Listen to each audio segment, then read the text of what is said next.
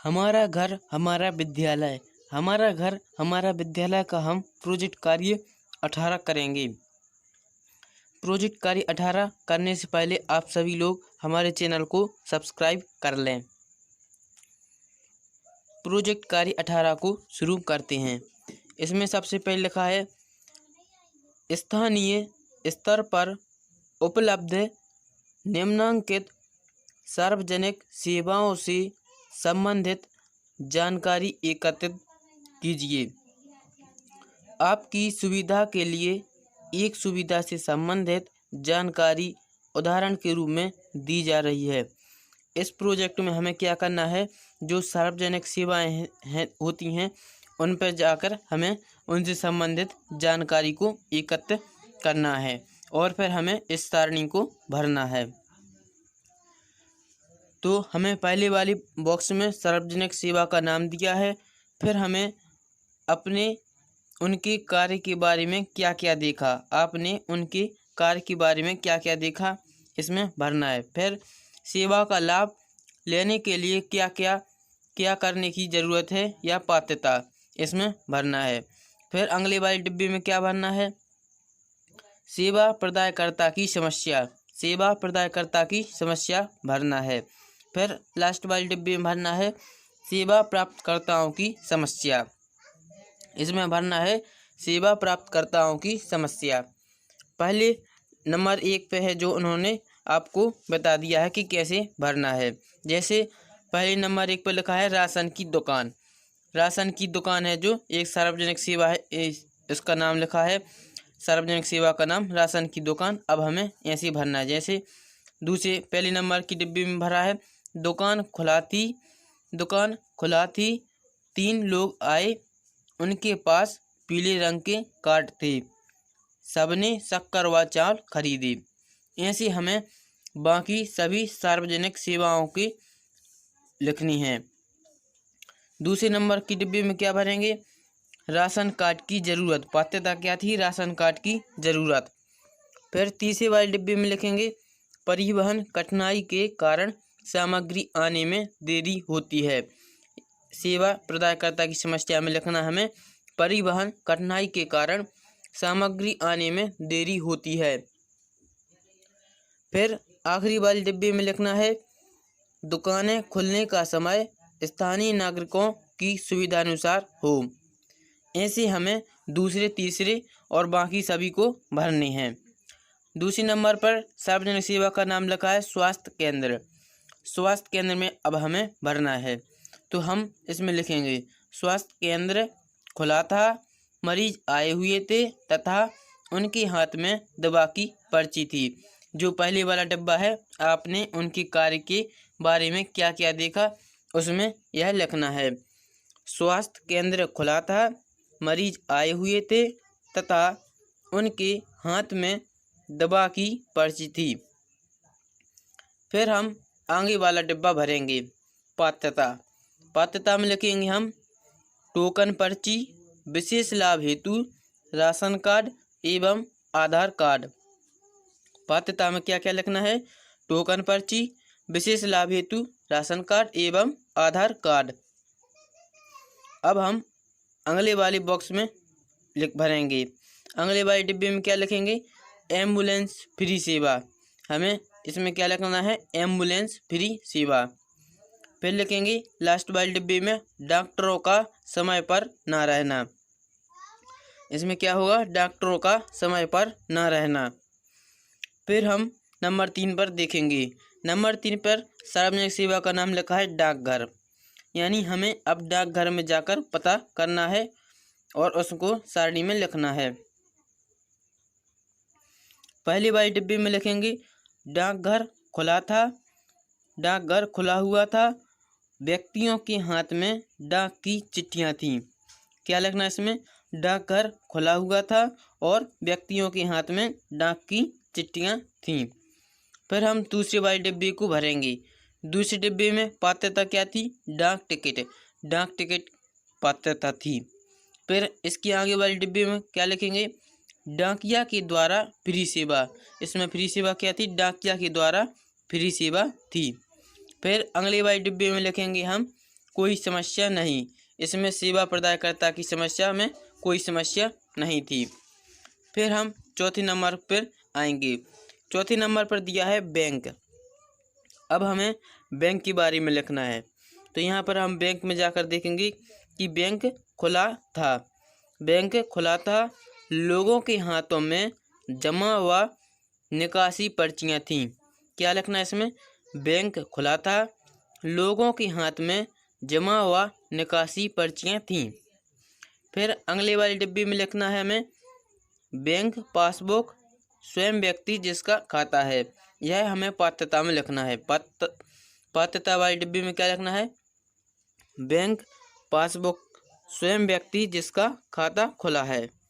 फिर उसकी आगे वाली डिब्बी में लिखेंगे परिवहन की कोई सुविधा नहीं। क्या समस्या थी?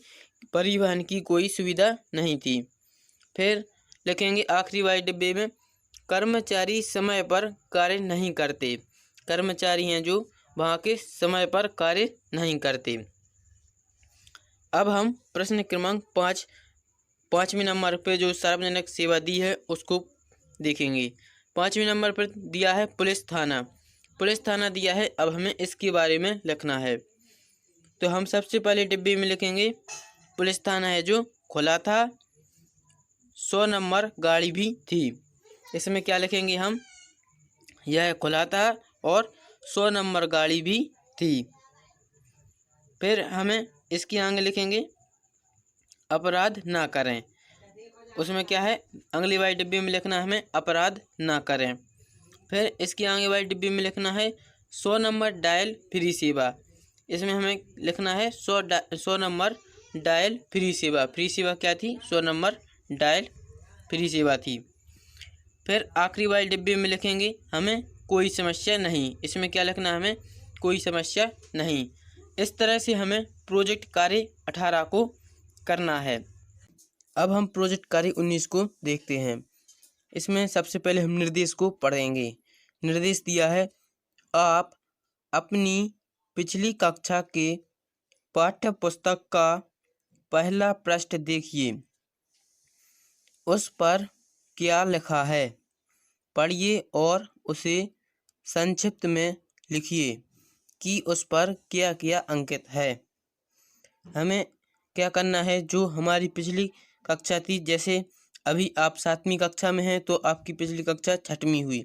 यदि आप अभी 8वीं में हैं तो आपकी पिछली कक्षा 7वीं होगी। तो अपनी जो पिछली कक्षा है उसमें जाकर आपको पहले पृष्ठ को देखना है और फिर उसमें बताना है कि आप उस पर क्या लिखा है। फिर हमें वह यहाँ पर लिखना है। तो हम इसका उत्तर लिखेंगे। जैसे हमने माना है कि हमारी पिछली कक्षा क्या है? 6वीं। तो ऐसे ही आपको अपने अनुसार लिखना। जैसे यदि आपकी कक्षा अभी 7वीं हो तो पिछली कक्षा 6वीं होगी।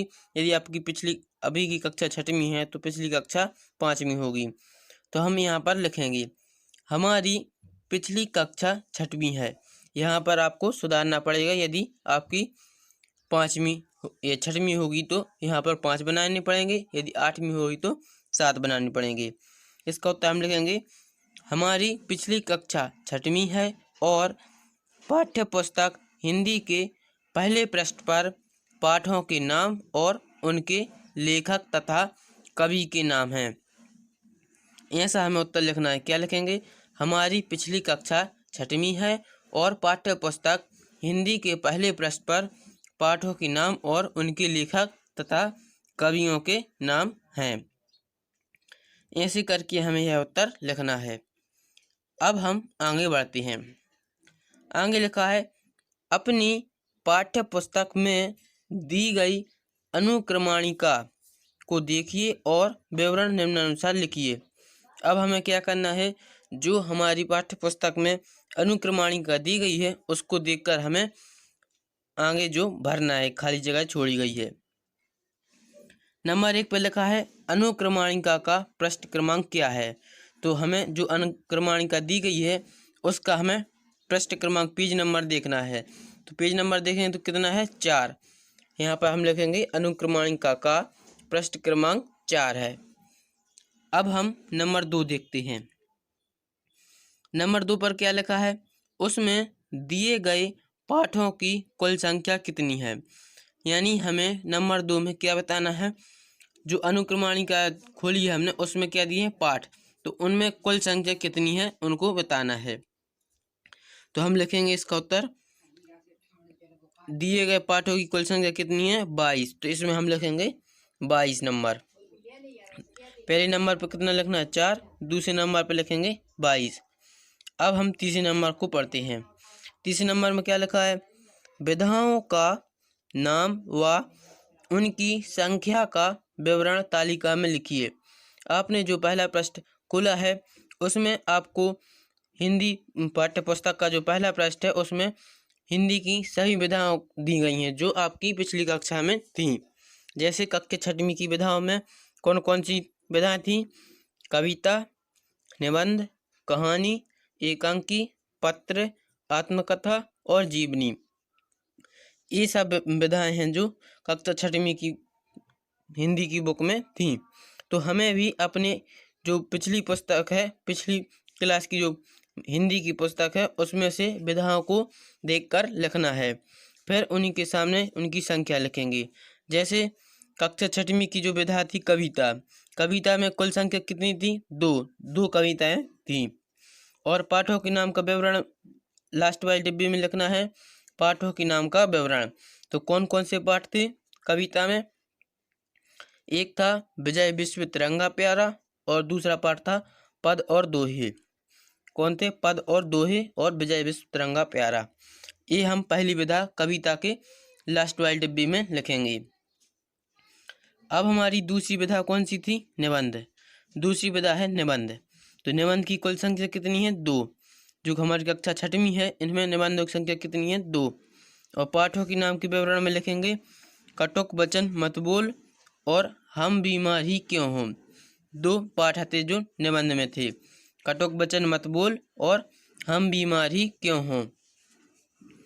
अब तीसरे नंबर की विधा कौन सी है, कहानी। कहानी की कुल संख्या कितनी है 2, कक्षा 6वीं में 2 कहानी थी। कौन पाठों के नाम का है, हार की जीत और दस्तक, हार की जीत और दस्तक। फिर हम अगली विधा देखेंगे, चौथे नंबर पर है एकांकी। एकांकी है, एकांकी कक्षा 6वीं में इनकी संख्या कितनी थी 1, एकांकी 1 थी। और पाठ का नाम क्या था, व्याकरण परिवार। एकांकी का क्या नाम है, व्याकरण परिवार। फिर हमें देखना है 5वीं नंबर की विधा। 5वीं नंबर की विधा पर क्या है, पत्र। पत्र दिया है, पत्र की संख्या कितनी थी 1 पत्र था। और पाठों के नाम में कौन सा लिखेंगे, क्या ऐसा नहीं हो सकता। पाठ का क्या नाम था, क्या ऐसा नहीं हो सकता। ये अपना पत्र था कक्षा 6वीं का। फिर 6वीं विधा कौन सी है, आत्मकथा। आत्मकथा की कुल संख्या कितनी थी, आत्मकथा की कुल संख्या थी 2। आत्मकथा की कुल संख्या कितनी थी 2, कक्षा 6वीं में। पाठों के नाम में कौन कौन से थे आत्मकथा में, लिखेंगे रुपये की आत्मकथा और मेरी माँ। 2 आत्मकथाएं थीं, कौन कौन, रुपये की आत्मकथा और मेरी माँ। अब हम 7वीं विधा को देखते हैं। 7वीं विधा है जीवनी। 7वीं विधा कौन सी है, जीवनी। तो हमें कक्षा 6वीं में जो जीवनी दी है उसकी कुल संख्या ज्ञात करेंगे। जीवनी कितनी थी 2, जीवनी कक्षा 6वीं में 2 थी। उनके नाम क्या हैं पाठों के, डॉक्टर होमी जहांगीर बाबा और परमानंदम माधवम। परमानंदम माधवम, ये 2 जीवनी थी। ऐसे ही हमें, जैसे आप यदि कक्षा 8वीं में हो तो अपनी पिछली क्लास की कक्षा 7वीं उसकी देखकर विधाएं को लिखना है और उनके पाठों के नाम को लिखना है। ऐसे हम फिर अगले प्रश्न की ओर बढ़ते हैं। अगले प्रश्न में लिखा है, आपको पिछली कक्षा की पाठ्य पुस्तक में सबसे अच्छी विधा का पाठ कौन सा लगा था। संबंधित पाठ का सारांश अपने शब्दों में लिखिए। पाठ क्यों अच्छा लगा, इसका कारण भी लिखें। हमें जो प्रश्न क्रमांक 4 का उत्तर लिखना है, इसमें आपको अपनी जो पिछली कक्षा थी उसकी पाठ्य पुस्तक का आपको बताना है कि सबसे अच्छी विधा कौन थी। कहानी, एकांकी, आपको जो भी विधा आपको अच्छी लगी हो उसका नाम लिखना है और उस पाठ का हमें क्या लिखना है, इसमें सारांश लिखना है। फिर और हमें यह भी बताना है कि यह विधा हमें क्यों अच्छी लगी, उसका कारण भी आपको इस प्रश्न के उत्तर में लिखना है। ऐसे हमें प्रोजेक्ट कार्य 19 को करना है।